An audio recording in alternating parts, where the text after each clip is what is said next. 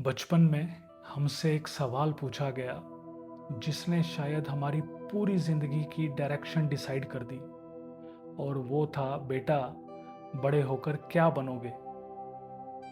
और उस दिन दुनिया ने कुछ प्रोफेशंस को हमारे सामने रख दिया, जैसे डॉक्टर, इंजीनियर, सीए। और हमने भी खुशी खुशी किसी एक का नाम बोल दिया और उसे चूज कर लिया। तब किसी ने ये नहीं पूछा कि तुम्हें क्या करना सबसे ज़्यादा पसंद है। हमें बस एक रेस में खड़ा कर दिया गया जहां जीतना ज़रूरी था, चाहे वो रेस हमारे लिए बनी ही ना हो। और शायद इसीलिए आज बहुत सारे लोग सक्सेसफुल होने के बावजूद अंदर से खाली हैं, क्योंकि उन्होंने कैरियर तो चूज कर लिया लेकिन अपनी नेचर आज तक नहीं जान पाए। We were taught to follow the race without discovering our true path. नमस्कार दोस्तों, मैं हूं अमित और आप देख रहे हैं कॉस्मोलॉजिक्स। We don't predict lives, we decode patterns. अगर आप भी अपनी कुंडली को सिर्फ फ्यूचर जानने के लिए खोलते हैं तो यकीन मानिए आप उसका सबसे कम यूज़ कर पा रहे हैं, क्योंकि कुंडली का सबसे बड़ा पर्पस फ्यूचर जानना है ही नहीं, बल्कि खुद को पहचानना है। और यही हमारे चैनल कॉस्मोलॉजिक्स की फिलॉसफी भी है। आज का टॉपिक मैंने रैंडमली चूज नहीं किया, बल्कि कुछ दिन पहले मुझे एक व्यूअर का मैसेज आया। उसने सिर्फ एक लाइन लिखी, सर कैरियर और डेस्टिनी में क्या डिफरेंस है। मैंने उस मैसेज को बहुत गहराई तक समझने की कोशिश की। मुझे लगा ये सवाल सिर्फ एक इंसान का नहीं है, ये हर उस स्टूडेंट का सवाल है जो कंफ्यूज्ड है, हर उस एम्प्लॉय का सवाल है जो मंडे ऑफिस जाने से घबराता है, हर उस बिजनेसमैन का सवाल है जो शायद पैसा तो कमा रहा है लेकिन अंदर से सुकून में नहीं है, और हर उस पेरेंट का तो सवाल है ही जो अपने बच्चे का कैरियर बनाना चाहते हैं लेकिन अभी तक उनके नेचर को समझ नहीं पाए। और यहीं से असल एस्ट्रोलॉजी की शुरुआत होती है। Your birth chart is not about your future, it is the blueprint of your natural tendencies.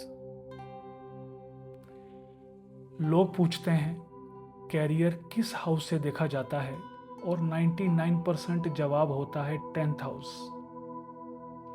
जवाब गलत बिल्कुल भी नहीं है, लेकिन अधूरा जरूर है। कॉस्मोलॉजिक्स यहीं से शुरू होती है, क्योंकि कैरियर सिर्फ एक हाउस की कहानी है ही नहीं, बल्कि ये एक एडवांस्ड आर्किटेक्चर है, एक सिम्फनी है। सबसे पहले समझते हैं लग्न भाव को। लोग कहते हैं ये पर्सनैलिटी को दर्शाता है, लेकिन मैं इसे कहता हूं द लेंस ऑफ लाइफ।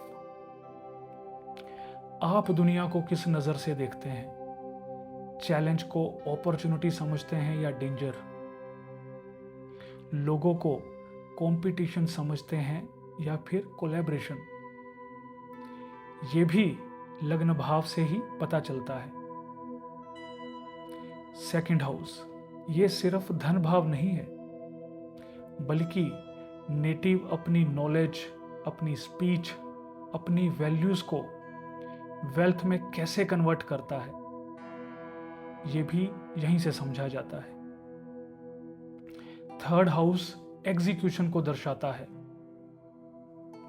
फिर आता है फिफ्थ हाउस। ये सिर्फ एजुकेशन या फिर इंटेलिजेंस का हाउस नहीं है, ये बताता है आपका माइंड नेचुरली चीज़ों को कैसे क्रिएट करता है। जैसे कुछ लोग नंबर्स में जीनियस होते हैं, कुछ डिज़ाइन क्रिएशन में, कुछ कम्युनिकेशन में, कुछ स्ट्रेटजी मेकिंग में। Talent can be learned, but natural intelligence is discovered. फिर आता है सिक्स्थ हाउस। और ये सबसे मिसअंडरस्टूड हाउस है। लोग इसे सिर्फ जॉब के लिए देखते हैं, लेकिन मेरा मानना है ये आपके डेली कर्म को भी दर्शाता है। आप रिस्पॉन्सिबिलिटीज को कैसे कैरी करते हैं। प्रेशर आपको तोड़ता है या फिर निखारता है, ये सब यहीं से पता चलता है। 7th हाउस, ये सिर्फ मैरिज के लिए नहीं देखा जाता, ये बिजनेस और पार्टनरशिप के लिए सबसे इम्पोर्टेंट हाउस है। देन 9th हाउस, कुछ लोग इसे सिर्फ लक हाउस बोल के छोड़ देते हैं, बट मैं इसे मीनिंग हाउस भी बोलता हूं। मीनिंग माने वो वजह जिसके लिए आप कुछ भी काम कर रहे हैं। और फिर फाइनली आता है 10th हाउस, जिसे हम कर्म भाव या फिर कैरियर हाउस भी बोलते हैं। बट 10th हाउस सिर्फ हमें कैरियर के बारे में नहीं बताता, ये बताता है कि आप सोसाइटी में कैसे कंट्रीब्यूट करेंगे। फिर आता है 11th हाउस, ये आपकी नेटवर्किंग, आपके गेन्स और आपके स्केल को बताता है।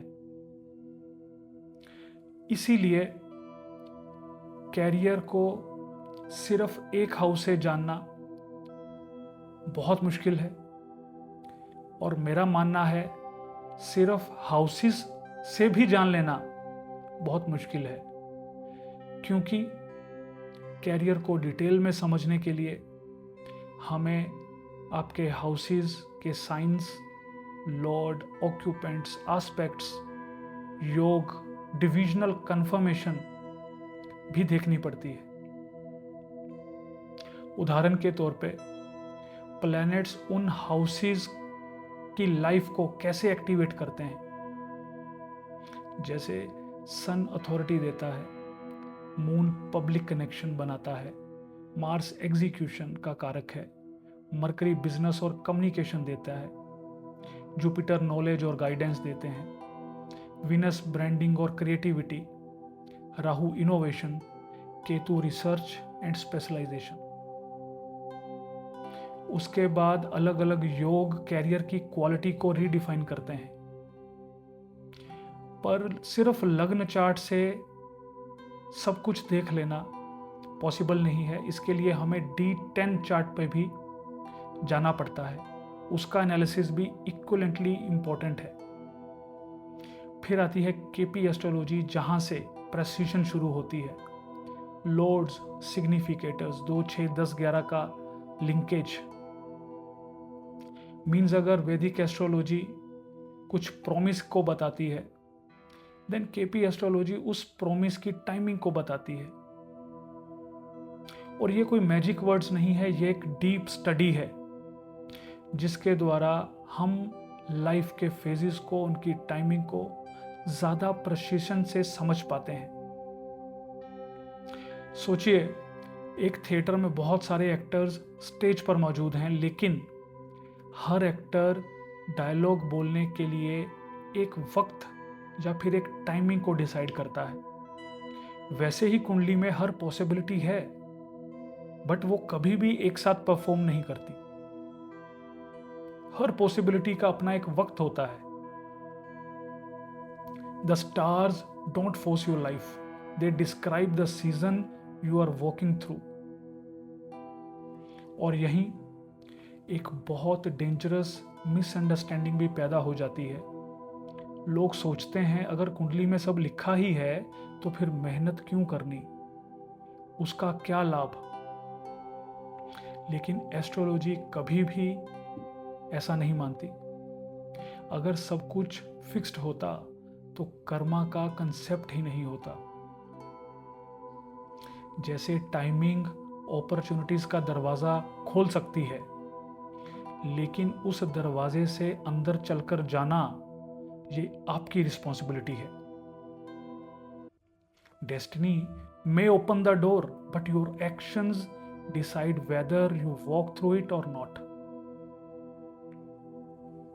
और अब मेरी हर पेरेंट से एक रिक्वेस्ट है, आज जब भी आप घर जाएं, अपने बच्चों से ये मत पूछिए कि आप बड़े होकर क्या बनना चाहते हैं, लेकिन एक बार सिर्फ इतना पूछिए कि बेटा तुम्हें क्या करने में सबसे ज़्यादा आनंद आता है, मज़ा आता है। ऐसा कौन सा काम है जो करते करते तुम्हें टाइम का पता ही नहीं चलता।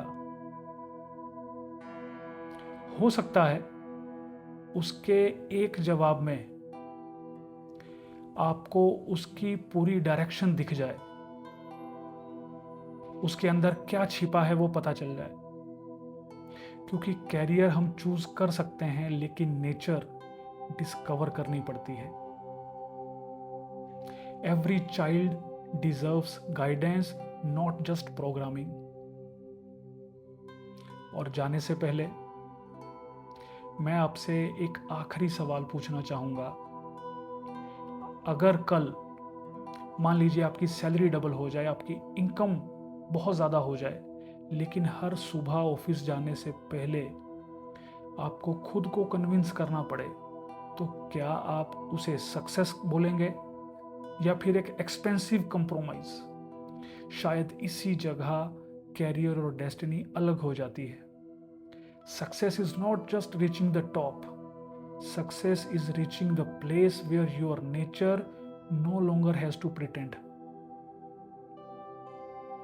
अंत में, अगर आपको लगता है कि ये कन्वर्सेशन हर स्टूडेंट, हर पेरेंट और हर वर्किंग प्रोफेशनल तक पहुंचनी चाहिए, तो share it with intention, because one meaningful conversation can change one decision, and sometimes one decision changes an entire life.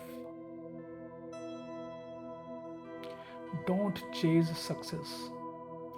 Discover your nature, master your karma, respect the timing, and the rest will follow everything.